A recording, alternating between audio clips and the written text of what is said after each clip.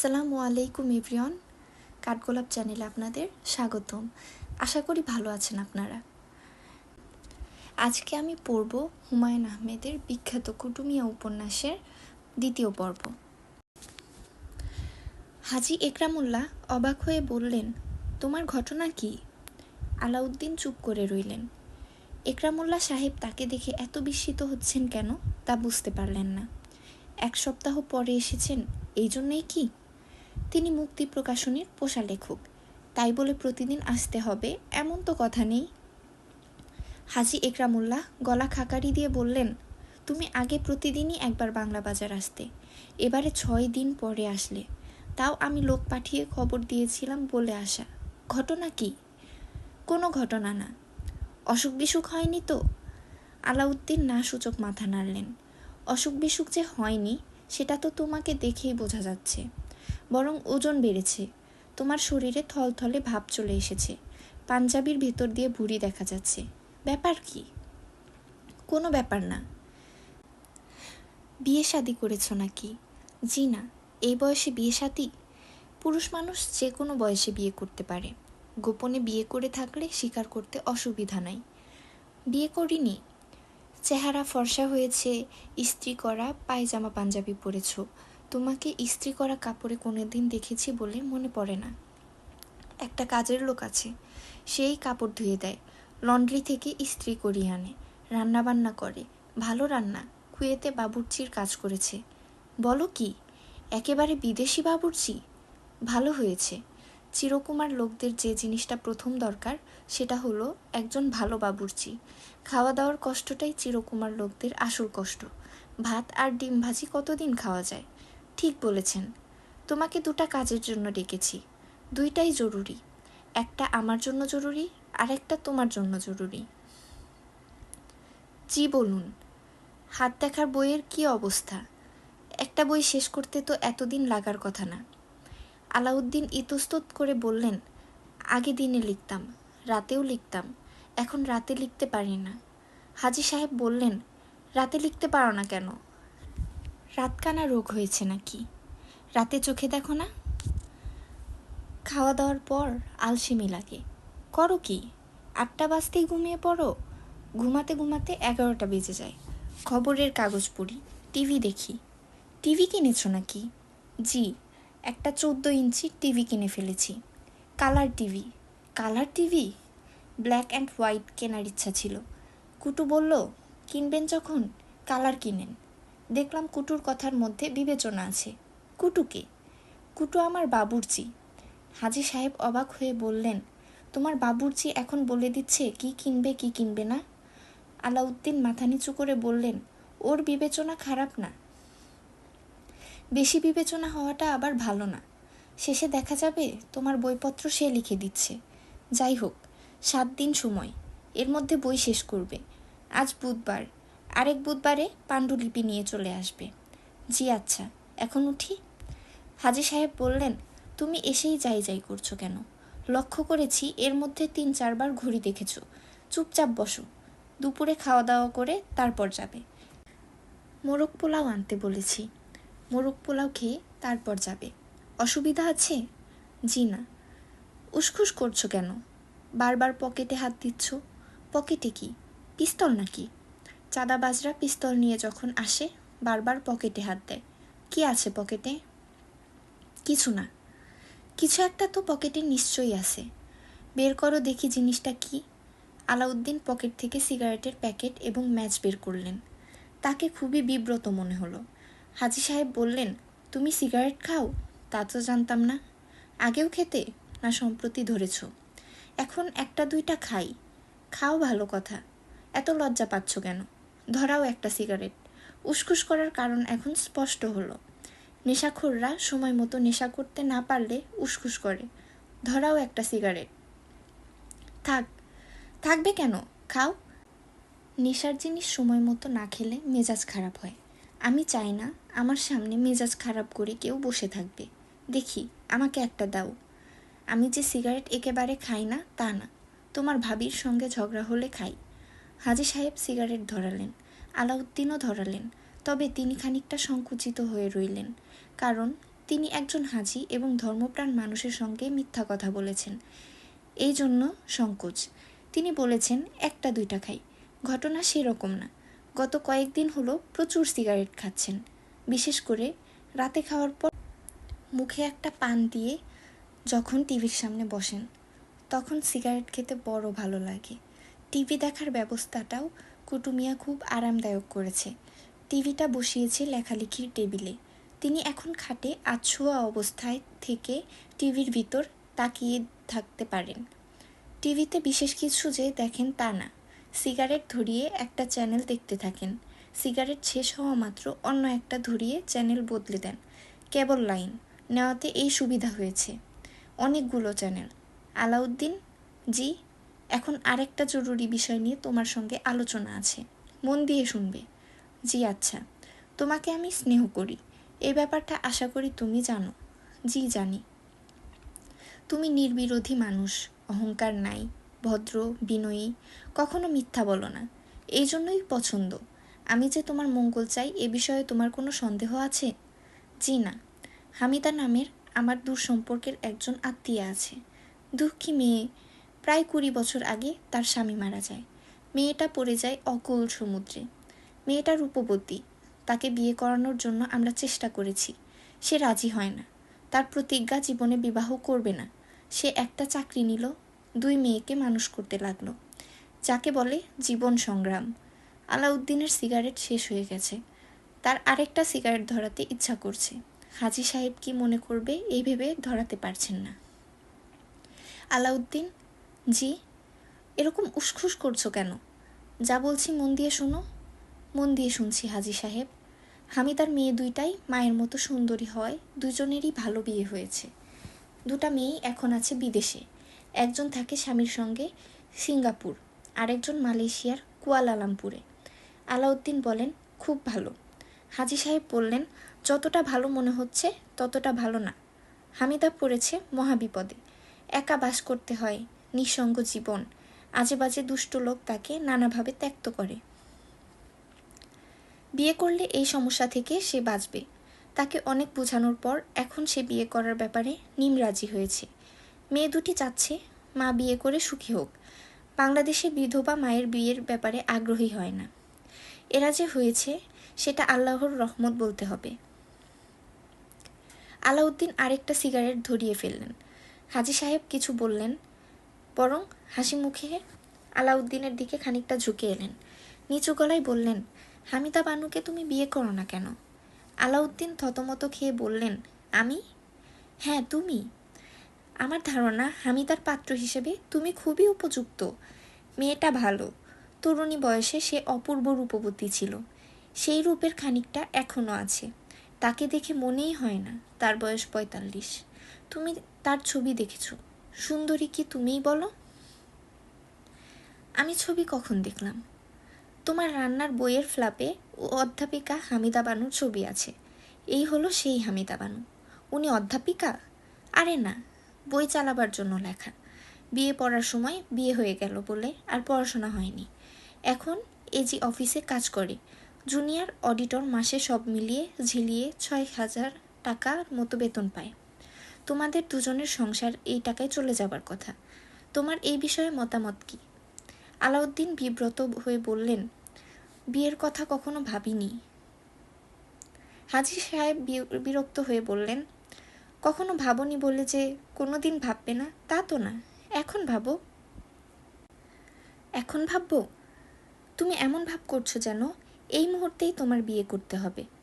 তুমি হ্যাঁ বলবে আর আমি কাজী ডেকে নিয়ে আসবো। চিন্তা ভাবনা করো, সময় নাও, আত্মীয় স্বজনের সঙ্গে আলাপ করতে চাইলে আলাপ করো। জি আচ্ছা। তোমার বয়স কত? এই নভেম্বরে 53 হবে। অনেক বয়স। বিয়ে করার বয়স না, কবরে চলে যাওয়ার বয়স। যাই হোক, চিন্তা করে বলো। জি আচ্ছা। মেয়েকে যদি দেখতে চাও, কথাবার্তা বলতে চাও, সেই ব্যবস্থাও করা যায়। একদিন বিকেলে বাসায় গিয়ে চা খেয়ে এলাম। জি আচ্ছা। কবে যাবে বলো? আপনি যেদিন ঠিক করবেন সেদিনই যাব। আপনার বিবেচনা? আমার বিবেচনা যদি হয় তাহলে আজই চলো। আলাউদ্দিন হতাশ গলায় বলল, আজ যাব? হাজী সাহেব বিরক্ত হয়ে বললেন, কথা শুনে চিমসা মেরে গেল কেন? আজ যাওয়াই তো ভালো, কোনো কিছু ঝুলিয়ে রেখে লাভ নাই। দুপুরে খাওয়া দাওয়া করে বিকেলে কোনো খবর না দিয়ে চলে গেলাম। হামিদাকে বললাম, হামিদা, আমার এক লেখককে নিয়ে এসেছি, ভালো করে চা খাওয়া। অসুবিধা আছে? জি না। অসুবিধা থাকলে বলো। তোমার মুখ দেখে মনে হচ্ছে আমি জোর করে তোমায় বিয়ে দিচ্ছি। এখানে জোর করার কিছু নাই। হায়াত, মৌত, রিজিক, ধন দৌলত এবং বিবাহ, এই 5টা জিনিস আল্লাহ পাক নিজে দেখেন। আল্লাহ পাক চাইলে বিবাহ হবে। জি, তা তো ঠিকই। আলাউদ্দিন আরেকটা সিগারেট ধরালেন, তবে তার মন খুবই খারাপ হয়ে গেল। বিবাহ সংক্রান্ত কথাবার্তায় যে মন খারাপ হয়েছে তা না, মন খারাপের প্রধান কারণ আজ দুপুরে মোরগ পোলাও খেতে হবে। হাজি সাহেব যে দোকান থেকে মোরগ পোলাও আনান সেই দোকানের মোরগ পোলাও অত্যন্ত ভালো, কিন্তু যত ভালোই হোক কুটুমিয়ার রান্নার পাশে কিছুই না। আজ দুপুরে কুটুমিয়া বিশেষ আয়োজন করেছে। ইলিশ মাছের ডিম রাঁধছে, ইলিশ মাছের ডিমের ঝোল, ইলিশ মাছের ডিমের ভাজা। এই 2 জিনিস আগেও একদিন খেয়েছেন, মনে হয়েছে বেহিস্তি কোনো খানা। আজ সেই 2 আইটেম আবার রাঁধতে বলে এসেছেন। কুটু এই 2টা তো রাঁধবেই, তার সঙ্গে বাড়তি এমন কোনো আইটেম করবে যে সম্পর্কে তিনি কোনো চিন্তাই করেননি।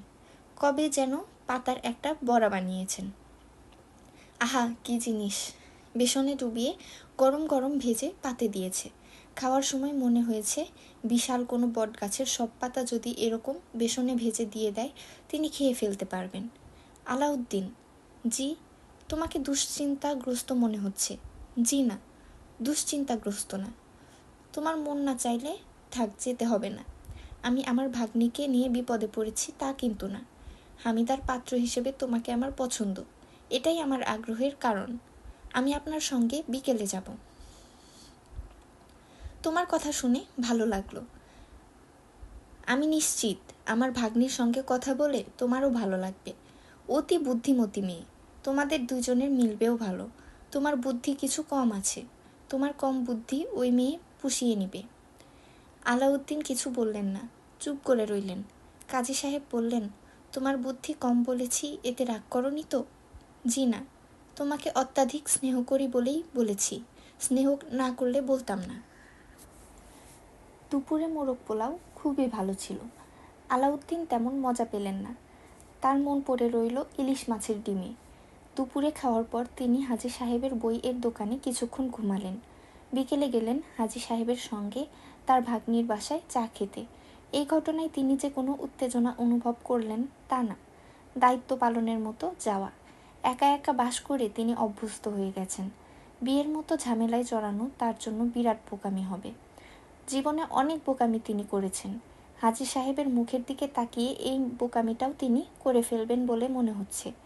তবে তা নিয়ে তিনি তেমন দুশ্চিন্তা বোধ করলেন না।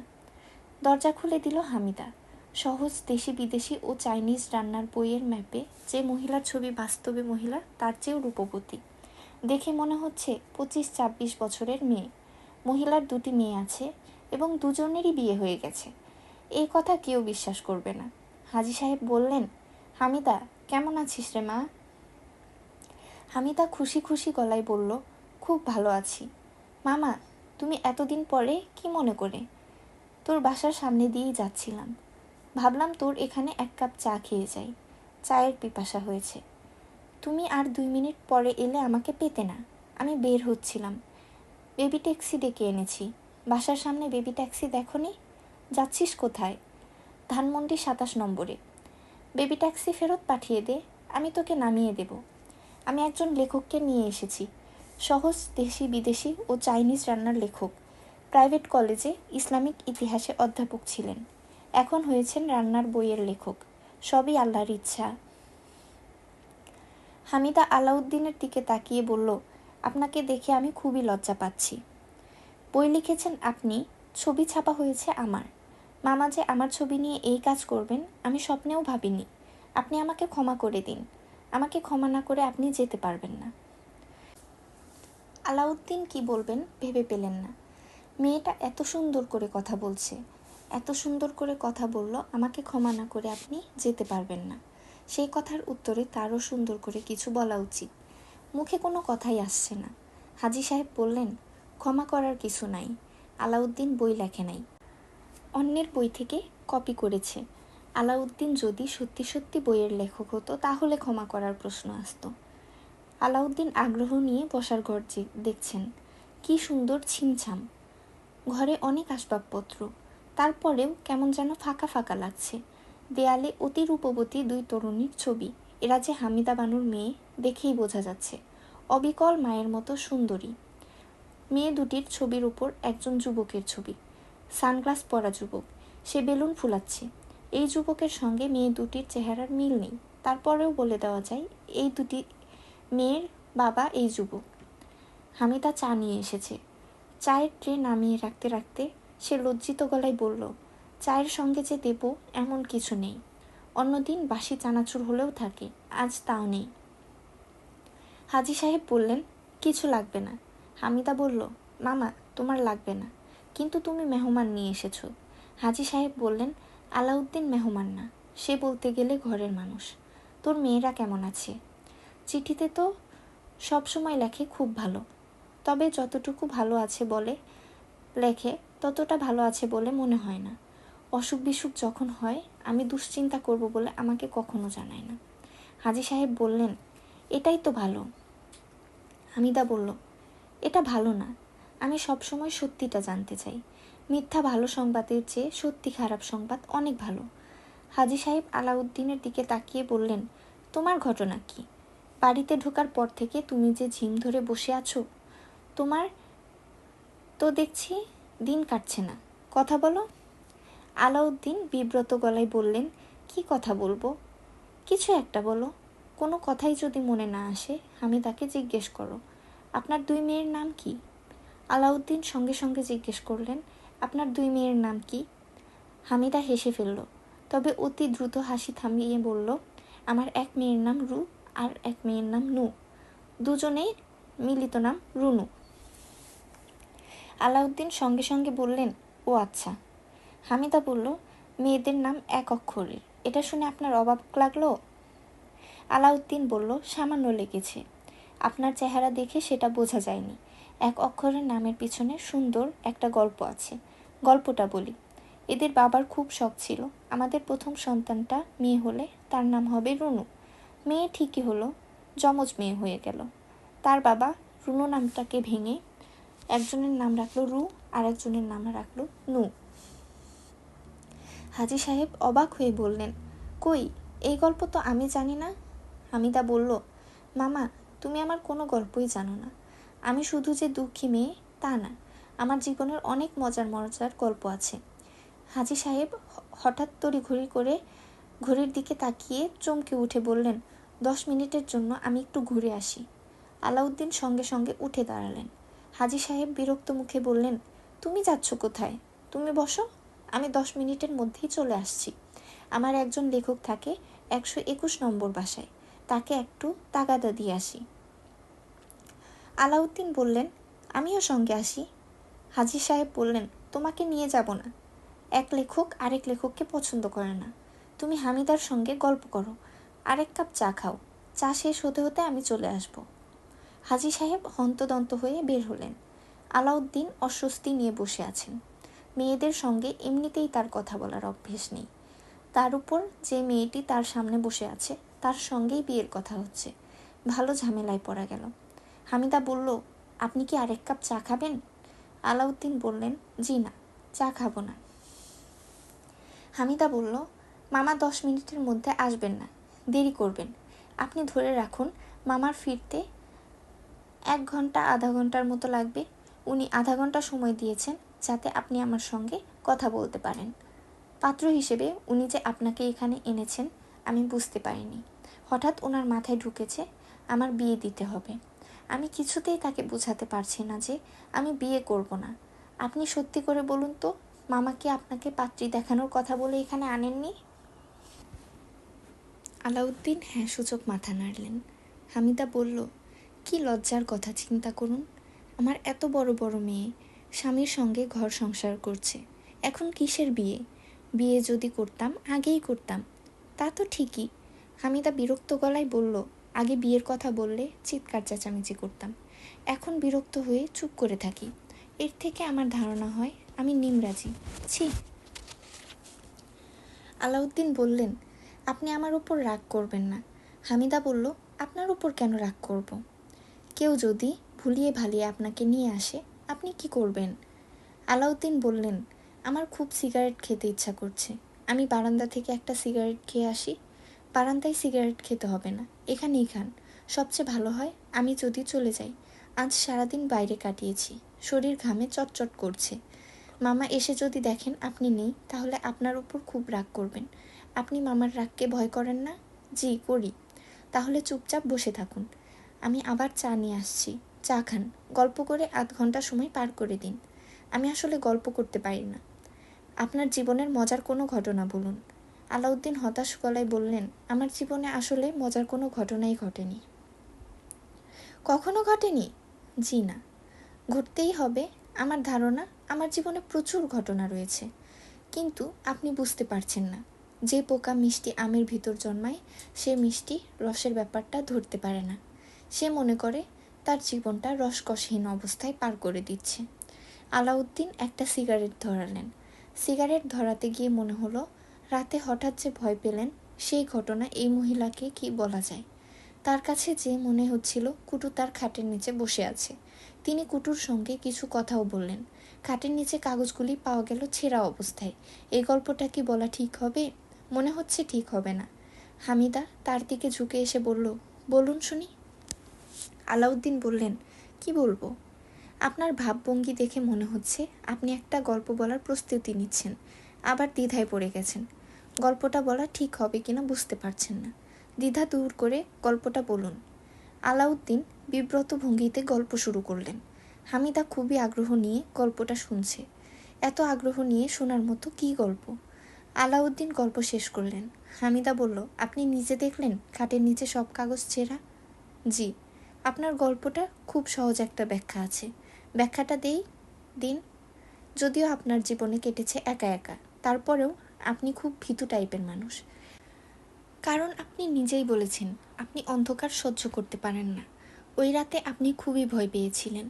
অতিরিক্ত ভয় পেলে মানুষ মন গড়া জিনিস দেখে, মন গড়া জিনিস কল্পনা করে।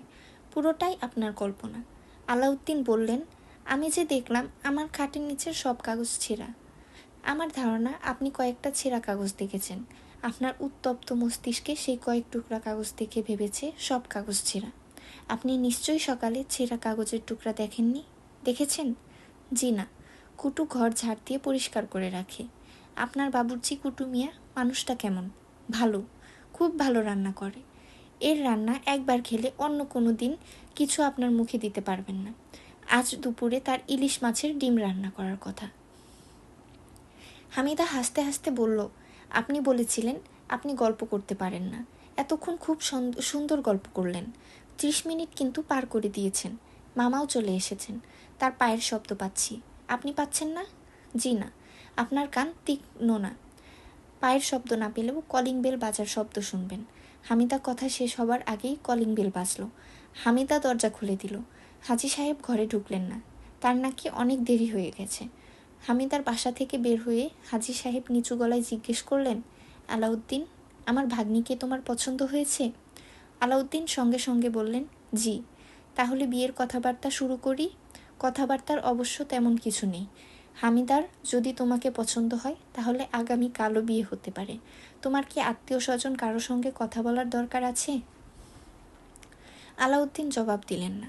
তোমার নিকট আত্মীয় স্বজন কে আছে? আমার এক ছোট বোন আছে। ছোট বোন? সে কোথায় থাকে?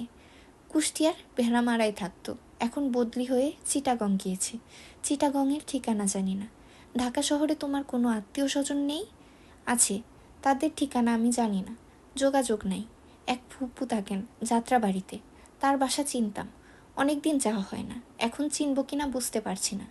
যাই হোক, তুমি সময় নাও, আত্মীয় স্বজনের সঙ্গে যোগাযোগ করো। আমিও হামিদাকে জিজ্ঞেস করে দেখি তার মতামত কী। উনি বিবাহ করবেন না। হামিদা বিয়ে করবে কি না করবে সেটা তার বলার কথা। তুমি বলছো কেন? আগ বাড়িয়ে কথা বলবে না। জি আচ্ছা, তোমার সঙ্গে তাহলে আগামী বুধবার দেখা হবে। জি। লেখা শেষ করে নিয়ে আসবে। জি আচ্ছা। বলেই আলাউদ্দিন হাঁটা শুরু করলেন, যেন তার বাড়ি ফেরার খুবই তাড়া। অনেক দেরি হয়ে গেছে, আর এক মুহূর্তও থাকা যাবে না। বাসায় ঢুকে আলাউদ্দিনের মন ভালো হয়ে গেল। তিনি স্বস্তি ও আনন্দের নিঃশ্বাস ফেললেন। এতক্ষণ বুকের উপর পাথর চেপেছিল, এখন পাথরটা নেই। নিজেকে খুবই হালকা লাগছে। নিজের বাসায় ফিরতে পেরে এত আনন্দ এর আগে তিনি পেয়েছেন বলে মনে পড়ল না। কুটু মিয়া, জি স্যার। গোসল করব, গরম পানি দাও। শরীর ঘামে ভর্তি। আজ গরম পানি দিয়ে সাবান দিয়ে হুলুস্থুল করব। গরম পানি দেওয়া আছে স্যার। বলো কি, তুমি দেখি অন্তর্যামী হয়ে যাচ্ছ। অন্তর্যামী কি জানো? যে মনের কথা বলতে পারে, সে অন্তর্যামী। রাতের খাবার কি কুটু মিয়া? রাতে মাংস করেছি স্যার। ইলিশ মাছের ডিম কি হলো? ডিমও আছে। Good, very good. Hilsa fish, egg curry. Alauddin বাথরুমে ঢুকলেন। বালতি ভর্তি গরম পানি, সাবান, তোয়ালে সব সাজানো। বাথরুমের দরজার ওপাশ থেকে কুটু বলল, চা খাইবেন স্যার? আলাউদ্দিন বিস্মিত হয়ে বললেন, গোসল করতে করতে চা খাবো কিভাবে? আপনি চা খাইবেন, আমি গায়ে সাবানের ডলা দিব। আলাউদ্দিন ইতস্তত করতে লাগলেন। হ্যাঁ বলবেন নাকি না বলবেন মনস্থির করতে পারছেন না। কুটু মিয়া ঘরদুয়ার ছকছকে করে রাখে, কিন্তু তাকে দেখে নোংরা মনে হয়। মনে হয় দীর্ঘদিন এই লোকটা গোসল করেনি। গা থেকে সবসময় বাসি তরকারির গন্ধের মতো গন্ধ আসে। আলাউদ্দিন বললেন, আন দেখি এক কাপ চা। আর পিঠে সাবান ডলে দাও। সারা শরীরে সাবান ডলার দরকার নেই। চা মনে হয় তৈরিই ছিল। নিমিষের মধ্যে কুটু মিয়া চা এনে দিল।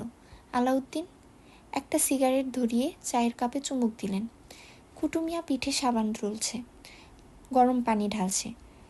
আলাউদ্দিনের কাছে মনে হচ্ছে তিনি এত আরাম সারা জীবনেও পাননি। আরামে বারবার তার চোখ বুজে যাচ্ছে। মনে হচ্ছে এই বুঝি ঘুমিয়ে পড়লেন। চা সিগারেট খেতে খেতে গোসলের এত আনন্দ কে জানত? কুটু, জি স্যার। দাও, সারা শরীরেই সাবান মাখিয়ে দাও। যাহা বাহান্না তাহাই 53। জি আচ্ছা স্যার। এত ভালো ম্যাসাজ শিখেছ কোথায়? কোনোখানে শিখি নাই স্যার। পাইলট স্যারের শরীর ম্যাসাজ করতাম। উনিও কি চা সিগারেট খেতে খেতে গোসল করতেন? জি না, ওনার বাড়িতে বাথটাব ছিল। বাথটাবে গরম পানি দিতাম, ফোম দিয়া ফেনা তুলতাম। উনি শুইয়া শুইয়া ব্লাডি মেরি খাইতেন, আর আমি শৈল টিপতাম। ব্লাডি মেরি কী জিনিস? একটা মিক্সচার, খাইতে অতি সুস্বাদু।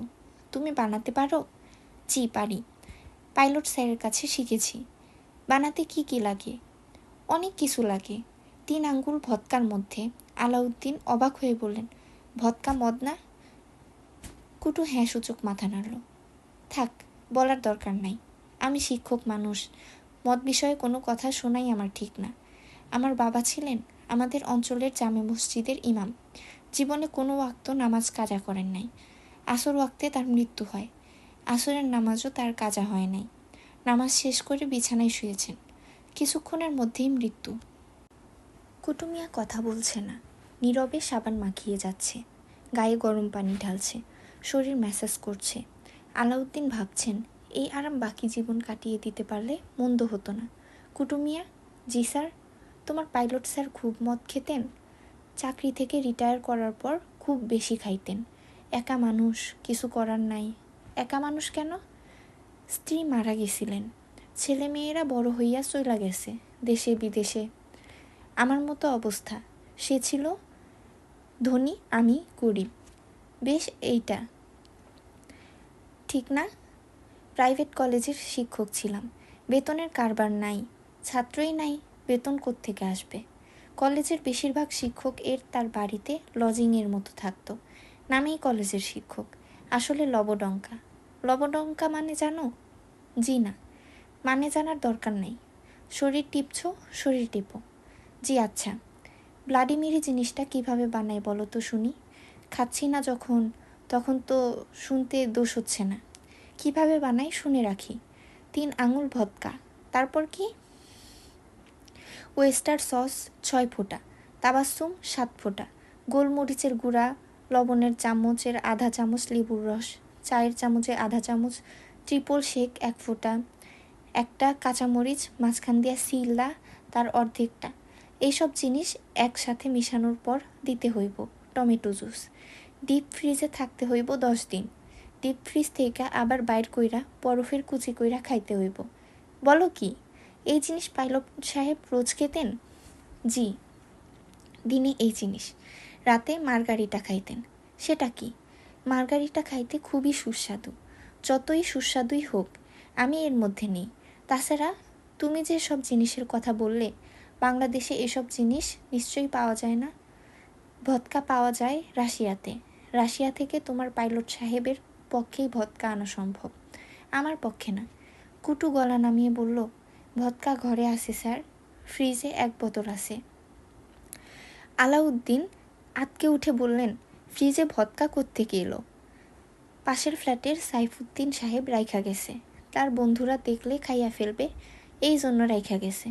খবরদার, তুমি ভদকা ফদকা নিয়ে কিছু বানাবে না। আমাদের পুরো পরিবার ইসলামিক লাইনের। ক্লাস 7-এ পড়ার সময়কার কথা।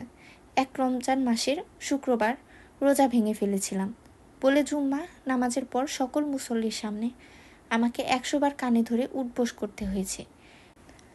এই ছিল আমাদের পরিবার, মনে থাকবে? জি। গরম পানি তো শেষ হয়ে গেছে, আরেক বালতি গরম পানি থাকলে ভালো হতো। এখন ঠান্ডা পানি ঢালবো, এতে আরাম বেশি পাইবেন। দাঁড়াও, আরেকটা সিগারেট ধরিয়ে নেই। আলাউদ্দিন আরেকটা সিগারেট ধরালেন। কুটুমিয়া তার মাথায় পানি ঢালছে, আরামে তার চোখ বন্ধ হয়ে আসছে। এই ছিল কুটুমিয়া উপন্যাসের 2য় পর্ব। আপনাদেরকে অসংখ্য ধন্যবাদ আমার পুরো গল্পটা শোনার জন্য। আমার ভিডিওটা ভালো লাগলে আমার ভিডিওতে একটা লাইক এবং আমার চ্যানেল সাবস্ক্রাইব করবেন। আল্লাহ হাফেজ।